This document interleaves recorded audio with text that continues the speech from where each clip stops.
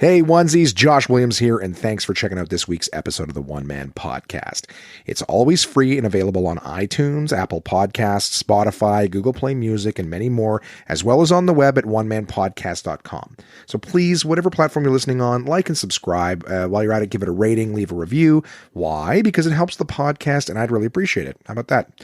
What about social media? Search One Man Podcast on Facebook, Twitter, Instagram, and YouTube to keep up with what's going on there. Get a little extra content for yourself. And finally, to get in touch, please send your emails to contact@onemanpodcast.com. You send it, I read it on the podcast. That's the deal. Thanks for listening, guys, and I hope you enjoy this week's episode. Hey, this is Rick Curry. You're listening to the One Man Podcast. Yeah!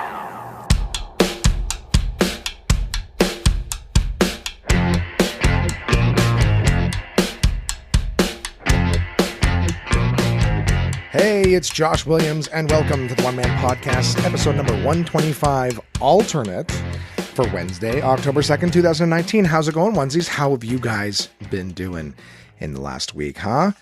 So why do I call it alternate? Well, I'll get into that. That'll be one of the focuses of this episode. I'm going to be talking about all sorts of different things. It Chapter 2, some other things. It's a milestone episode. Right? I had to make sure it comes out there. I did an activation for Canadian Blood Services. I had a thing happen at the house. And here's the thing. I'm going to start right off by saying, may as well get right into it, guys. I hope you had a great week and whatnot. This one is going to be kind of like a speed run episode, a video game term, where you try to get through a game and see how fast you can beat it. It's all about just the quickest speed, not so much about the finesse or, what did I say? The finesse or the whatever. Anyways, whatever. I'm already forgetting things. I've got like 50 different things on my mind right now. It's going to be a podathon for me today because I am going to be recording this episode, and then immediately afterwards I will be recording episode number 126. It is Tuesday. Episode number 126 comes out tomorrow. So I'm going to get right into it. Episode 125, alternate. There was actually an episode 125. It was recorded. It was recorded with someone else. It was up for 24 hours. It was posted. It was up for 24 hours. In the meantime, since it's recording and since it's posting, the person I recorded with had a change of heart. They succumbed to the same pressures that a lot of people succumb to in today's world, which is, you say stuff and then all of a sudden, well, what happens if someone hears it? And what happens if, I lose, stuff or whatever because of it? And they just decided, I just don't want it out there. So, normally I would just pull it and the episode would be down. And that's the thing too, right? Because this has someone else, it's not my decision. So all the people who messaged me and asked me, hey, why did you pull the episode? Or why did you want to pull it? They asked me who I offended this time.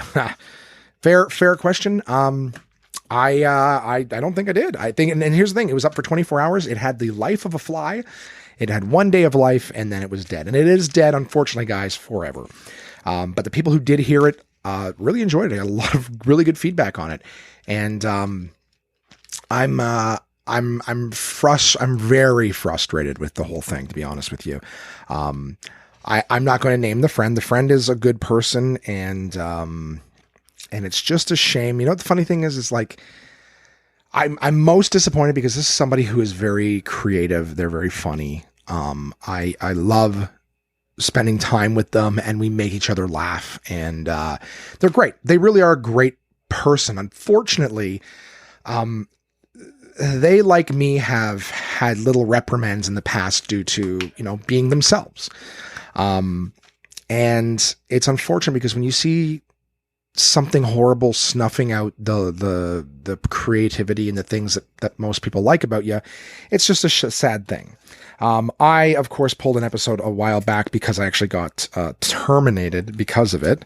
And of course, this is the canceled culture we're in now, where if you say or do anything at any point in your lifetime, someone will dig it up and you'll lose things because people can't take jokes or whatever anymore. So, some of you who already heard episode 125, there will be similarities. It's going to be much shorter. It was about a 2 hours plus episode. Then it got edited down initially because of concerns. So I spent a lot of time editing certain things and names out of it. And then when it was all said and done, it was just like, they were still uncomfortable. And I was like, just please pull the whole thing. That sucks. I'm more disappointed that like myself, this person sort of gave in to their fears or whatever. And, it made me disappointed. It was one of those things where I'm not like, I was disappointed in that person, but at the same time, well, I did the same thing. Like I got threatened, but you know what? At the end of the day, this podcast is the only thing, like even stand up, I don't work on every single week. I'll get little ideas and I'll mark them down, but I spend the most time working on this podcast. I've got a great audience that listens to it and is supportive and doesn't judge, right? Someone might pop in here and there and disagree with something I say. Well, that's fine. You don't know me. And like all the people on television and YouTube and social media who don't know the people that they're talking about and just want to find one thing about them and kind of hold their whole life up to one thing they may have done.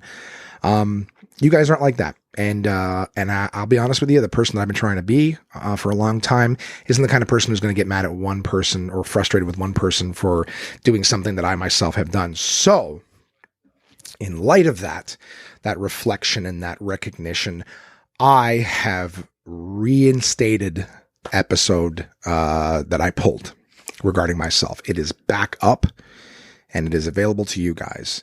Come what may. I was honest about how I was feeling at the time, like I am every single week. That episode exists again, and you can find it. So I pulled episode 125. This is episode 125's replacement. I may have just left it empty forever and talked about it, but unfortunately, new people that come along to this podcast and find it, they would just be scrolling through episode numbers and go, wow, episode 125 is not there. What happened to episode 125? And they would never really get an explanation. It was always my intention to put up the episode that I pulled for myself back up at one point, so it would be reinstated. Episode 125 will never see the light of day because it's not my decision. So having said that, this is its replacement, but it will be called 125 alternate. This explanation will be there.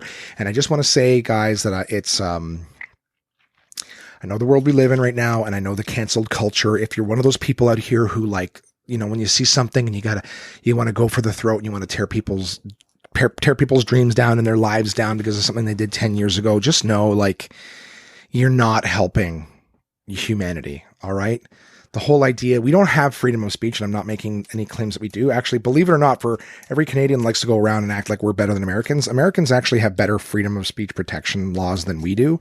We do not have the right to say whatever we want. We can, in fact, be held very responsible for what we're saying. A comedian told a joke in Quebec and then was brought to court and actually lost, owing thousands and thousands of dollars, tens of thousands of dollars, in reparations for a fucking joke. A joke about someone in the public eye, of all things. We're at a place now where we're like, oh, well, punching up is okay, but punching down is not.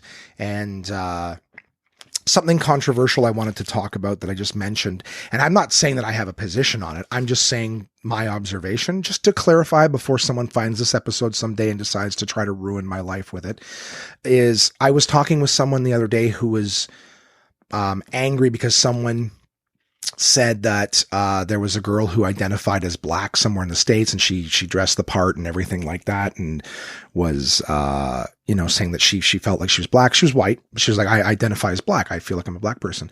And people couldn't wait to eviscerate her. And I thought that was strange. I really did. And I think it's weird. And here's the thing. I don't take sides on any of it, but just here, my position is we're in a place now where people who are transgendered are finally, being supported in their decision to, make themselves on the outside match the way they feel on the inside, which I think is great.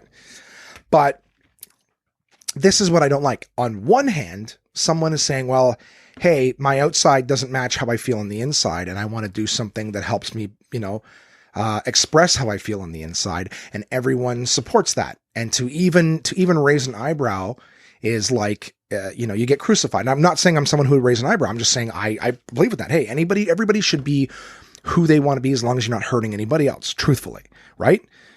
But then, so you got one person who on the outside does not match what they feel like biologically on the inside. And then you have someone else who wants to be biologically on the outside the way they don't feel biologically on the inside. And everyone's like, you can't do that. And they want to visit. So I'm like, okay, so two people feel like they don't match inside outside.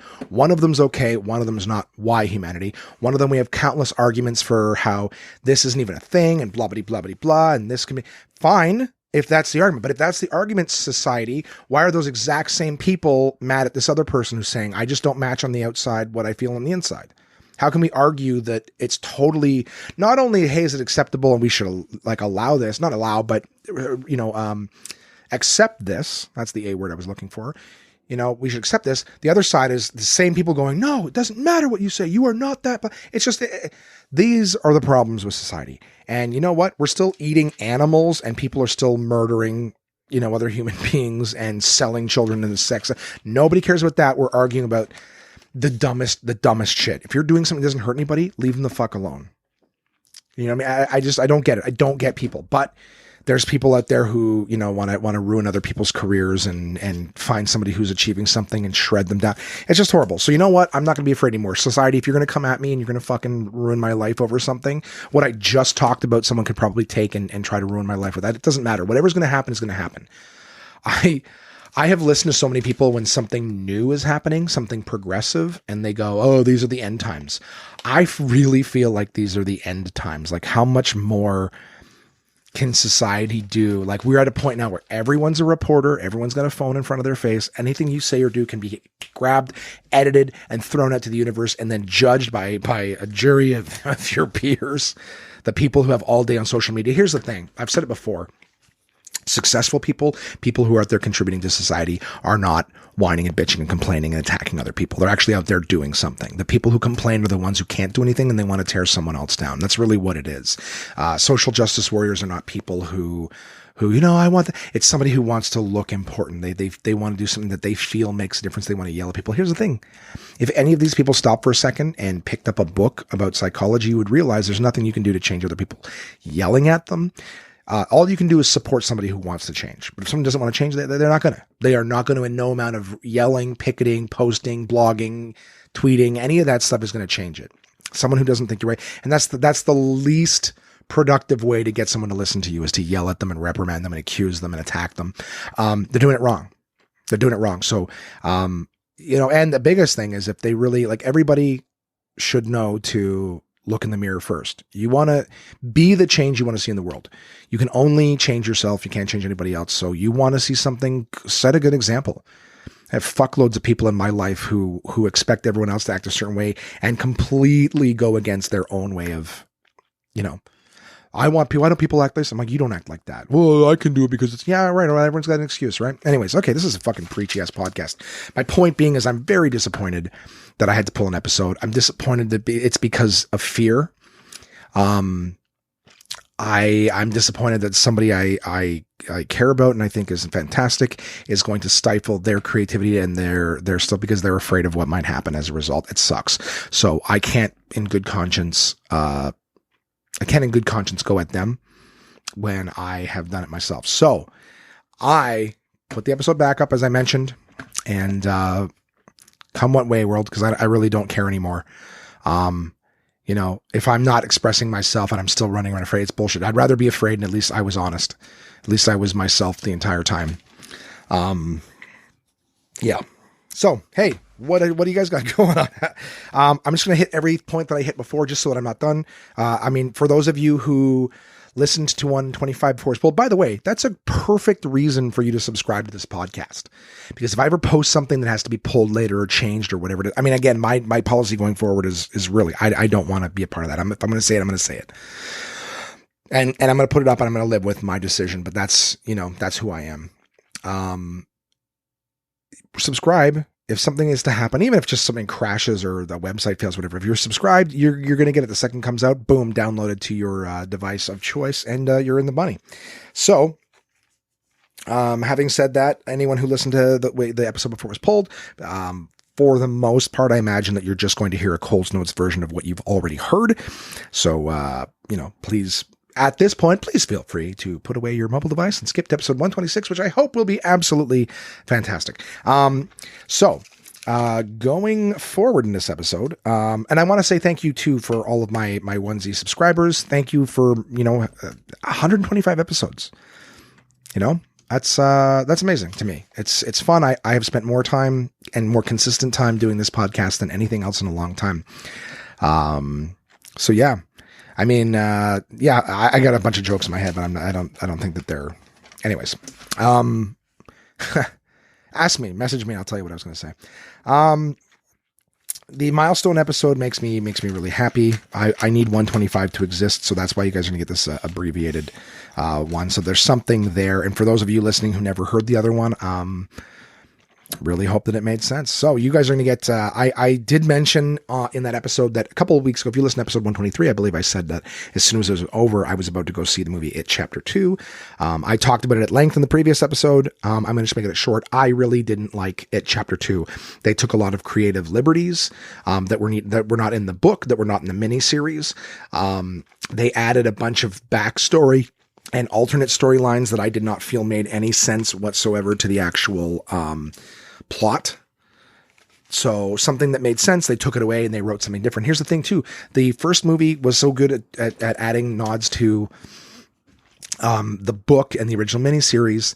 And then the second one turns around and it makes new things up. The ending was different than the previous miniseries or the book. There was just so much ridiculous. What a probably as far as horror movies go, one of the best ensemble casts in terms of what it would cost you to make. You know, there were things in it that I all I can say is, you know what? You can so wait to see this at home. You can I would even say, I mean, Google some videos on like what differences between It Chapter 2 and the movie. Like, it's funny. It probably cost them way more for the actors than to just tear it apart. Whatever, garbage. Like garbage. I did not enjoy it at all. So yeah, I really talked a lot about it with my friend. I was sort of talking to them about the differences and this and that. They did have more nods from the book in the beginning. I would say like the first few parts were good. They had, this is also like, the last one was pretty spoilery. This one is going to be kind of spoiler free. All I can say is that they took more liberties doing rough scenes. I think I talked in the last podcast about how, I think that the scene from the first movie, if you haven't seen the first movie by now, no spoiler. I mean, fuck you. You had a chance to see it. The first movie, that scene where Georgie gets dragged into the sewers, whatever, the scene actually shows the bite and the kid's arm get taken off. And then this poor kid crying and dragging himself through the rain with blood coming out of him and then yanked into the sewer. I'm like, in terms of, I'm not saying this is the first movie to ever kill a kid, but usually when something happens to a kid, it happens off camera. You know, you'll usually camera pulls in close to someone else's eyes and their eyes are all scared. And then you hear the gunshot or whatever it is, little maybe blood splatter on that person's face. So you know what happened, but it's a lot of implications as opposed to outright seeing it. Well, It Chapter 2, I guess that people really like that scene or really related to it. I think it's like when you were watching Braveheart or shortly afterwards Saving Private Ryan. Braveheart is the first movie that comes to mind for me where they had, shy of horror movies. Horror movies have been fucking with that shit for a long time. But to me, Braveheart was the first movie with a war scene that you would see people like swinging swords and maces and just come by and lop a leg off. You know what I mean? Smash someone in the head with a mace or a morning star and just like the helmet would crush down and blood would just come like pouring out of it. It was pretty graphic. There was some pretty graphic scenes, right? Someone just a blade across the throat slit. Like it was intense. It was intense. I remember seeing, like, you see a lot of war scenes. Guys will do the old sword through the arm where it looks like they've been run through. There's a lot of that stuff, the trick stuff, again, more implied than seen. Braveheart was pretty intense. And then, 2 years later, Saving Private Ryan comes out and it's graphic war scenes, people, limbs being blown off and, their insides, let's soften it, their insides on the outside. So people have been used to the more like, hey, well, we're showing what shit was like, and it's pretty intense. You're like, yeah, it's fucked up. And it was good. It was good and it was intense because you kind of see that it lets you know the stakes are raised. Well, that's what happened in the first It movie. Right out of the gate, clown rips a kid's arm off and drags him to the sewers. Immediately, holy shit, this thing has no fucking, mercy at all. So you're watching, I mean, I remember the first movie that really fucked me up in terms of I don't want to say really fucked me up, but was really fucked up in terms of like intensity was, when Rob Zombie redid the Halloween movies. That first part of the movie when he's a kid and he's killing another kid, that was another scene where, you hear it, it's implied, it's on his face as he's just demolishing this kid. I'm not saying, like I said, it's nothing new that kids get killed, but just to see the sign of a little kid, in Rob Zombie's movie, she's killing a bully, a larger than him kid and older. He's killing a bully. This is an innocent little kid. That's an innocent little kid that Georgie is. Anyways, so having said that, they added more child termination scenes. What's the word I'm looking for? More child death scenes in It Chapter 2. Eliminations, terminate. Yeah, whatever. I'm trying. Whatever. Again, my brain can't let shit go. All I'm saying is more kids die, and it tugs. They've done things to like make it tug at the heartstrings even more. So it was kind of like, oh, that last scene was really intense. They're not in the book. They're not in the miniseries. This is total fluff that's been added just for the movie's sake. So real story, they've taken out, they've added more other shit, which doesn't really add to the movie. You know what I mean? I think the whole point that Georgie died was like in movies. That's the whole thing is you're showing that, hey, stakes are raised. This is not something that comes out and attacks adults this is something that will murder an innocent child. But that's the point of it. You don't need to keep doing it just for, oh, it's so sad. Like, anyways, what else? We bitch a lot about Pixar movies. I'm not going to do that again. Just as a little thing to some of the people who may still be listening. Let's fucking get on with it. What else? Oh yeah. And, so I did some activations for, Canadian Blood Services. So just a quick little, promo for them. Canadian Blood Services across Canada, except for in Quebec, desperately need blood. So please, download the Give Blood app or call 1-888-2-DONATE. If you've never given blood before, it's really not that bad. A lot of people that we had, talking to were like, oh, I don't like needles and things like that. Well, if you look away when they put it in, and tell them not to tell you. My time, I was like, I'm not going to look. And they're like, okay. And I turned my head and they're like, okay, it's going in now. I'm like, well, don't fucking tell me. It's not looking at it that bothers me. It's the feeling and knowing. So I'm like, so the next time I was like, okay, I'm going to look away. Don't tell me when you put it in. Just after it's in there for a little bit, just go, okay, you're good. And I'll just look over at it and whatever. I don't get queasy at the sight of blood. They've also done like tons of new, studies and stuff like that. So they actually give you water and salted snacks before you give blood, and then they give you the juice and the cookies and stuff after the fact. So salt before, sugar afterwards. It's really great. If you're O negative blood type, you're even better because you can give your blood to anybody. It's really important, gang. It really is. So if you want to, it's a lot. It's a big ask asking you to take an hour out of your life to help someone else. But blood's needed. God forbid any of you ever need blood. Because people's willingness, like the willingness to get somebody to fucking, like a video or whatever is ridiculous. So, to ask for an hour, it's like, yeah, it's like, hey, can you watch my video? Nah, I don't give a fuck. So I don't know if you take an hour out of your day, you're a godsend, you're a humanitarian, you're an angel.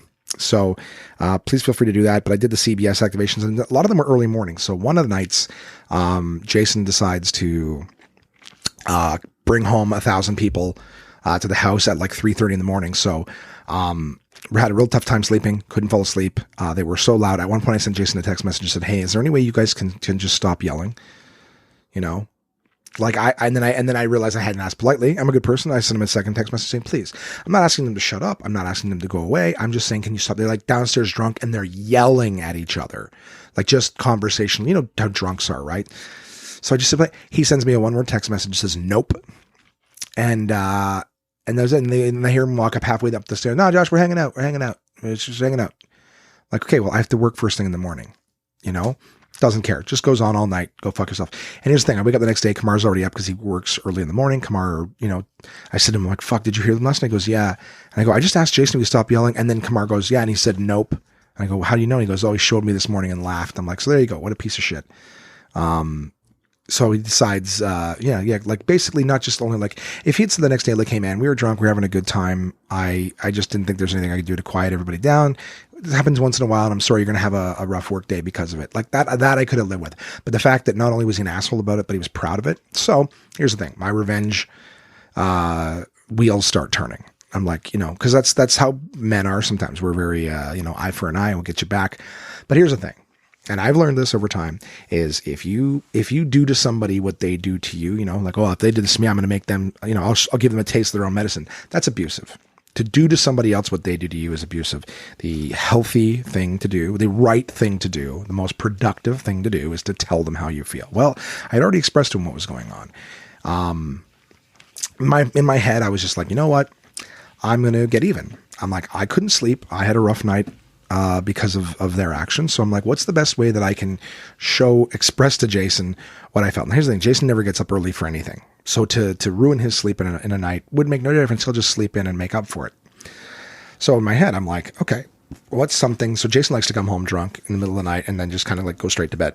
Well, who doesn't? When you're tired and you want to go to bed, who doesn't want to just lay in bed and go to sleep? But Jason's like me, he puts something on TV to fall asleep to it, to quiet his mental demons as I do mine. And I'm like, well, what can I do to wreck his sleep? So in my head, I'm like, you know what? I can go and I can take the pillows off of his bed and I can hide them around the house. Throw one behind the couch, throw one in the basement, put one out in the back porch, just hide his pillows, make it inconvenient for him, And then what else could I do? I'm like, well, he's got his TV set up with his receiver and everything like that. I could just start unplugging, stuff from the back of his TV. So when he tries to turn it on, it wouldn't work. I thought about also removing the batteries from his remote. So he's got one of those universal remotes that controls everything. Just thinking, hey, you know what? I can remove the batteries from that. And when he finally finds new batteries and puts them in, he'll try to turn on the TV and it doesn't work. And he's going to have to try to troubleshoot one thing. Why the fuck isn't it working? Plug in the thing so it's not plugged in or whatever. And I don't mean like I would unplug it from the power.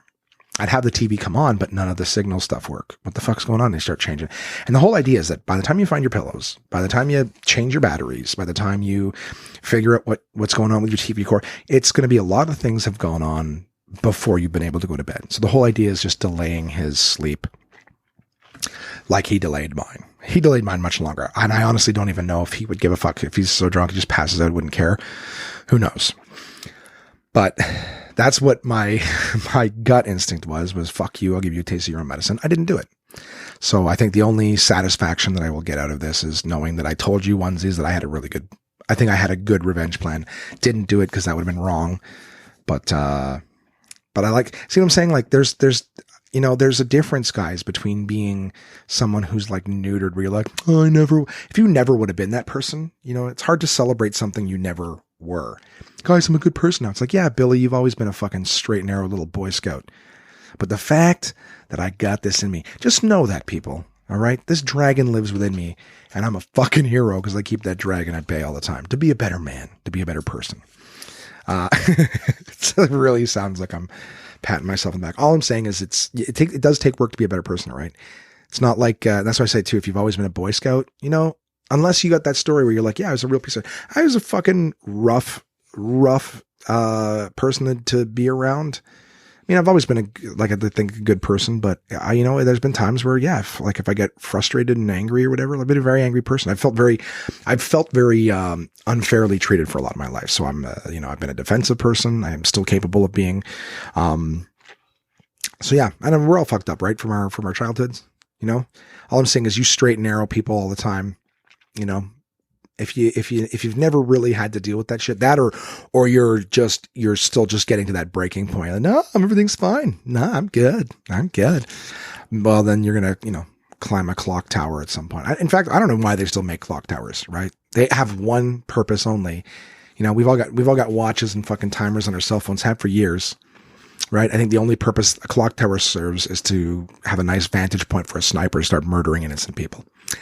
So I say close down the clock towers. Social justice boards, you want to stop the guns and stuff like that? Start closing down clock towers, right? A lot cheaper, and you might actually make a difference. Yeah. So having said that, what do we got here? Yeah, I did my revenge on Jason. I didn't do my revenge on Jason, but I feel like I'm still capable. I can start an abusive revenge consultation firm. Hey, what should we do? Well, Makes me think of the South Park episode where Cartman's like, and then he's going to get comfortable, and then we're going to give him a chance to fucking, they're going to go out, blah, blah, blah, and then we're going to smear their walls in poop. That was basically it. Like, he had this revenge teach your parents a lesson firm, and every one of his things was basically to smear poop on on their parents' walls. Every kid wanted to get, oh, this message failed to send from 152 days ago. Oh, well, thanks, Siri. Sorry, gang. I'm just getting ready for the sponsors portion. Get all my fucking notifications at once. Oh, geez. So here we go. All right. So this week I decided, because of the Canadian Blood Service, I thought my partners at portablepress.com. Oh, I didn't turn on number 2. I'm going to have to turn this off. See, saving myself a lot of post-production time. So as I was saying, my partners at portablepress.com, Uncle John's bathroom readers. All right. I didn't have my iPad charged with my thing on it. So I was like, I'll just plug it in. I've had it before where you can turn off inputs, before and afterwards, but that's not a thing happening today. So, I'm reading this week from Do Geese Get Goosebumps and More Than 199 Perplexing Questions with Astonishing Answers. I chose this one here because I've always been aware that when it comes to blood, blood medication, that grapefruit is a thing that people try to avoid. There's me making all the noise in the world. Oh, just trying to turn on the light so I can read. Guys, technical bullshit. So yeah, people have always said, I can't trust something with grapefruit because I'm on blood this or that. So, too much of a good thing is the article. Why is it dangerous to take certain medications with grapefruit juice? Grapefruit juice can interfere with cholesterol-lowering medications, heart pills, allergy pills, antidepressants, and dozens of other medicines. But wait, isn't grapefruit, which is chock full of vitamin C, supposed to be one of the healthier fruits? Yes, but it is just as chemically complex as those medications. Grapefruit juice is rife with chemical compounds called furanocoumarins, let's call it that. Otherwise harmless to humans, they're a naturally occurring defense mechanism that help grapefruit and many other plants ward off insects, bacteria, and even some mammals. Furanocoumarins, Hakuna Matata, are found in lots of foods, particularly citrus fruits. But they're found in the highest quantities in grapefruit juice. If you're taking certain medications and then drink a glass of grapefruit juice, the furanocoumarins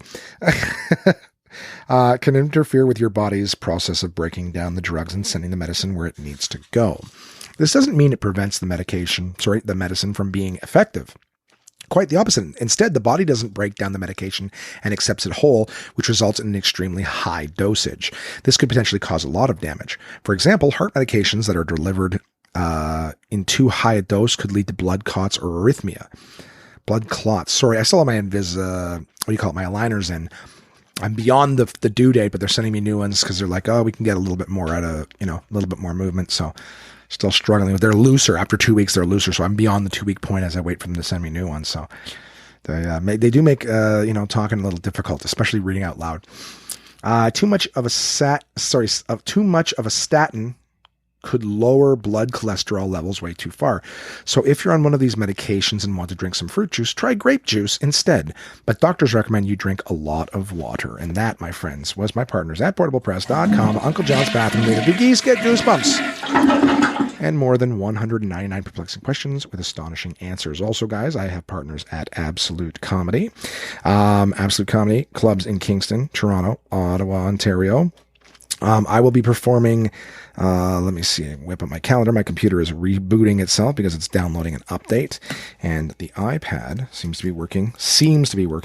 Let's take a quick look at the calendar. I will let you guys know some dates that yours truly will be in town. So, November, what the fuck? Okay, the calendar looks different on this. God damn it, guys. So much technical bullshit this week. Absolute Comedy from November 12th to the 17th in my hometown of Ottawa, Ontario. Would love for you guys to come out. I will not be at the Friday early show, November 15th. I will be hosting a show just outside of town at a real nice venue, place I love doing every year, and I can't wait to tell you guys about that. I will also be headlining Absolute Comedy Kingston, January 15th through the 18th. And I will end there literally a day before my birthday. So Sunday, I will rejoice my life, the fact that I'll be 37 years on this planet. Look at me. I should have been an adult long ago.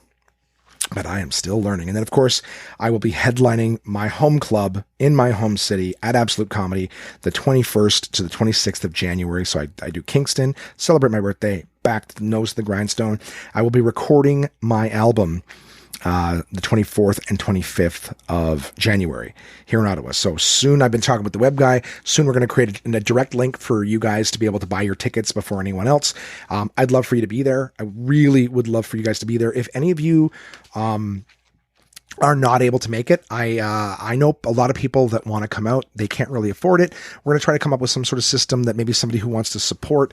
Like, the best thing for me is to have the place packed. It's pretty full all the time. I would love it to be packed with people who want to be there, who want to be, part of the recording and everything like that. So, I'll come up with some sort of system, but, I'm basically, everything is good. I may or may not have a story on the next episode about some shit going on right now, but everything looks like it's going according to plan. It's going to be great. If anyone wants to support or, like I said, the best thing you can do, come to the shows. If you can't make it, I'm going to come up with some sort of donation system where people can maybe send some money and I can get tickets for people who, can't afford to go. People that want to go just can't afford it. Something good. So we're all, a nice little community of onesies helping each other out to enjoy something special.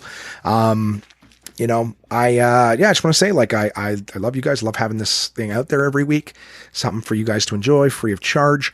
And, and this is something, if you want to turn around and support, hey, I would love that. It would mean a lot to me to have you guys be a part. Even if anybody, even if any of you guys want to maybe pre-order the album, if anyone wants to send stuff in advance to help with all the costs, well, you just consider yourself, when the album comes out, I'll make sure that you get one sent to you. Maybe we'll personalize it or whatever it is. Who knows?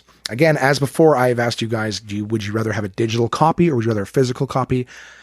So far, I've received 0 pieces of feedback. 0. I would love to hear from you guys. If you were to get a comedy album, would you rather just a digital download code that would go onto your phone, or would you like to have something physical, tangible with artwork and stuff like that you could keep and hang on to? All right, that question is for you. Let me know. But having said that, a lot of great weeks at Absolute Comedy. There's great shows all the time. Check out Absolute. Oh shit, I gotta fuck's sakes. Gotta go back to the sound card. Yeah, check out absolutecomedy.ca for shows in Kingston, Ottawa, and Toronto.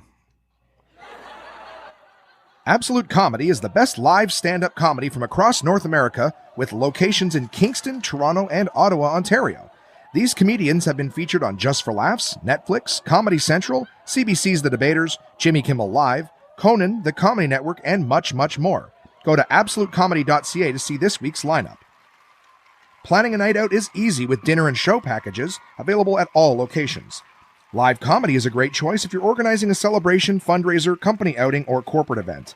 Want the show brought to you? They'll send comedians to your venue with performances tailored to your event, creating a night of laughs your guests will love and won't soon forget. So for showtimes, ticket prices, gift certificates, special shows, and more, head to absolutecomedy.ca. Again, that's absolutecomedy.ca for the best live stand-up comedy from across North America. And we're back. Did I forget anybody? Certainly didn't. In fact, I've already reviewed these following books on the previous podcast. But again, the one lost to the ages. Maybe someday, 30 years from now, when I'm super successful, I can tell the stories of how, I was just, distraught back when I was a comic, worried about my whole career falling apart. But in the meantime, I have a fucking awesome book in my hands. It's one that I've been very, very excited for. I've had it on my list for a long time. It finally came out, and DK was kind enough to send it to me. It is called, no one will be shocked that I'm excited about this book, regular listeners. It is called Board Games in 100 Moves, 8,000 Years of Play. Now, again, I'm going to Cole's Notes it, because I talked about it at length in the last episode with my co-host. This book is a great book about board games and gaming in general. There's a great quote in it that says, "We don't stop playing because we grow old. We grow old because we stop playing." And that is an old George Bernard Shaw quote. They used it in the movie Tag, but I don't know if they credit him. And there's all sorts of little woke Instagram idiots that are like, and they post it like it's their thought. Nobody ever credits it that. But again, this book talks about how since the dawn of time, as early as 3100 BC, BCE, sorry. I don't know what the E stands for. Is it before Christ's, it's not how you spell crucifixion, isn't it? The execution before Christ's execution. Is that what? I know that, before Christ, it's supposed to be before his birthday or whatever, but that dude, I want to have like a before Josh. And then, in the year, blah, blah, blah, before Josh, the old BJ days. So, this book, fuck, I'm so sorry, DK. I'm always making stupid, dumb jokes in the middle of reading their stuff. I love their books. I love their books. One of the things I love about this, there's a great introduction. There's a great foreword to the book, describing a ton of great things and how important games have been over time. The game Senet, or Senet, or however you pronounce it, Senet, has been around for, like I said, thousands of years. There's been more than 80 sets excavated, but they've never been able to find a set of rules for it. So it's basically just been theorized. But there's lots and lots of great games. This has got a timeline right from the get-go. It's got a timeline showing, like the top 100 games. It starts off really early from games that a lot of us have never heard of. I think the earliest game in this entire list that I have heard of is the Romans game 9 Men's Morris. That one's on here. I've heard of that. There's also, I'm trying to think, Backgammon is like the 8th oldest game from 500 CE, chess from 600 CE. So it's older games, checkers. Dominoes predates playing cards. So just a heads up, dominoes came in the year 1150. Playing cards were in 1365. All right. But it goes on, right? So we start to see games that we're actually familiar with when it comes to Othello, Chinese checkers. Liar's Dice is a popular one from the 1800s, but then, we're turn of the century snakes and ladders, 1890s. This is just, I'm just powering through this, but like games like Battleship, Monopoly, Scrabble, Candyland, Clue or Cluedo, however you say, depending where you're playing from, Diplomacy, Yahtzee, Risk, The Game of Life. It's funny because like the first 2 pages, right? So from number 1 all the way to like number, I'd say 38 is like from the year 3100 BCE to like Diplomacy, which is 1959. So we cover all of the early shit, and then you just watch it explode in the 20th century with games like Risk, Mousetrap, The Game of Life. What else do they have in here? They have Dungeons and Dragons. So even though it's not a traditional board game, it is listed because it's been such a big thing from tabletop gaming, right? 1975. You got Connect 4, Sherlock Holmes Consulting Detective, which I thought was a much newer game. It's older than I am. Jenga, Warhammer, Magic the Gathering, Catan, right? Carcassonne, Apples to Apples, which was the original Cards Against Humanity. These things are all listed, and these are just the first few pages. This is just a timeline, guys. You know what I mean? So the book will go back through and gives much more detail on games like Senet and things that are made with like wood and stone, and games without. I love the section with the games without frontiers, where it's old like cave drawings and things like that, and pictures and art of people playing board games. And I love that in the early introduction they were talking about how like even video games themselves, when they came around in the the 80s. Over time, like people have enjoyed playing video games, but the games themselves were, moving towards like multiplayer, having 2 players. And, I remember playing Nintendo games where they first showed that you could connect a 4-player thing and have 4 controllers. It was like, oh my God, this is gonna be amazing. Except there was games where you couldn't just do that. I remember the Ninja Turtles game. I wanted to play I bought the thing because I was like, I remember playing that game in the arcade and you could play with all 4 turtles. And then I plugged this thing in. I saved up for it. I plugged it in. I bought 2 extra controllers and I plugged it in, and then it didn't play more than 2 players.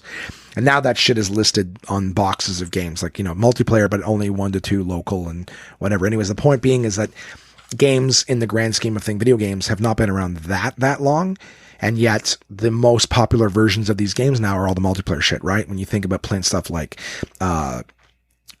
Rock Band and, what's the other one? I was thinking Tony Hawk's Pro Skater, not, but GoldenEye, right? Playing online shooters like GoldenEye and the Call of Duties now and all the online games and playing on computers and multiplayer, like that shit playing together is a big deal. Right. That's what we want to do. It's fun to play by yourself sometimes, but we'd all rather be playing together.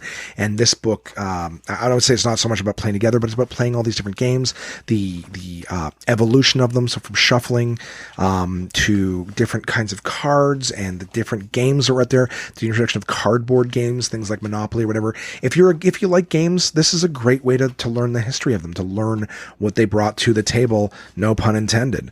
right? But it's a great way of looking at it. The evolution of the plastic in gaming and things like that. It's a cool book. If you're like me, you like board games, why wouldn't you have a book dedicated to learning so much more about them, guys? Board games in 100 moves, 8,000 years of play. I love it. It's going on my shelf. It's staying on my shelf for a very, very long time.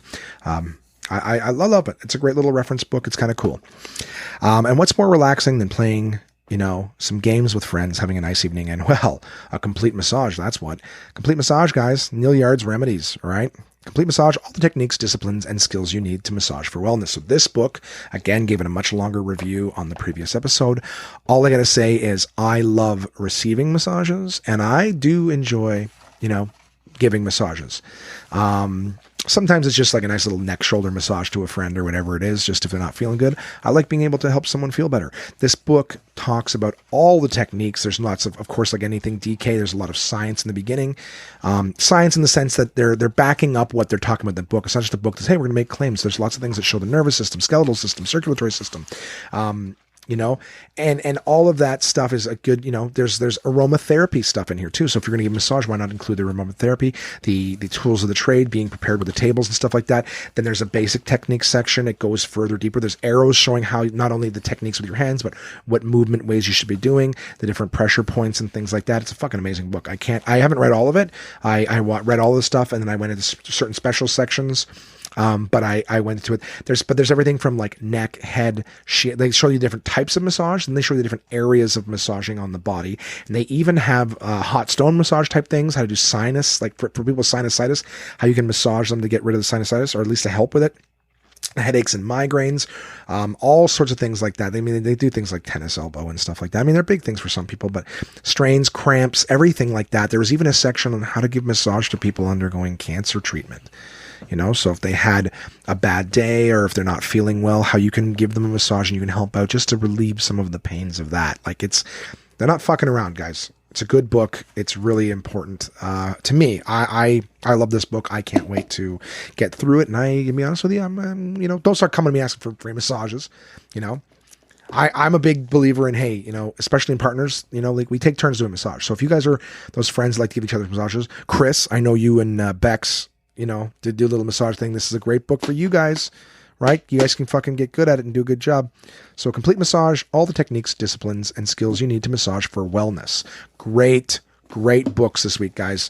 So thank you to my partners at DK. Always love that stuff. So coming up next week, so I had this in the last episode. I've already been and gone, of course, but I will leave it for that episode. Anyone listening? I theoretically, at this point in time, I would be heading to Thunder Bay to headline shows there for the weekend. I got that gig the Monday. Booked my flight last minute, so it was stupid expensive. Flew out to Thunder Bay, had some, or I will be. Sorry, at this point, it's in the future. It hasn't happened yet. It's not in my brain. So that's stuff that's going on, and I will tell you all about that in the next episode. In the meantime, hey guys, this is a last minute thrown together episode number 125 alternate. From now on, I'm going to be very careful when I have co-hosts. Make sure that they just don't decide after the fact that they don't want to be a part of it. I get that things are scary in the world's fear, but when we give into it, it just makes it worse. That's the bullies and the fear winning on things like that. So hope you guys have a great week. For those of you who heard the previous episode, I hope you enjoyed it. I would love to get your feedback on it. And then, as I mentioned, for those of you who didn't, that episode will never exist to you. I'm very sorry for that, but please know that I'm all about honesty and being a good person, and I'm kind of sick of everybody losing things because other people want to take it from them or hurt someone who's done nothing wrong. So if you're one of those people, maybe stop pointing your fingers, go stand in front of a mirror and start looking. You want to start digging in someone else's past to try to find something to hurt them with. Maybe dig around your own a little bit first. And that's not me trying to hurt you. Maybe that's just trying to say that if you got something inside you that's bothering you and you need to take it out on other people, you need to project that, go figure out what you can be doing better for yourself. Go help somebody else instead of hurting somebody else. Kumbaya. Whatever. Fuck you guys. I love you very much. I hope you have a great week, and we'll talk to you again soon.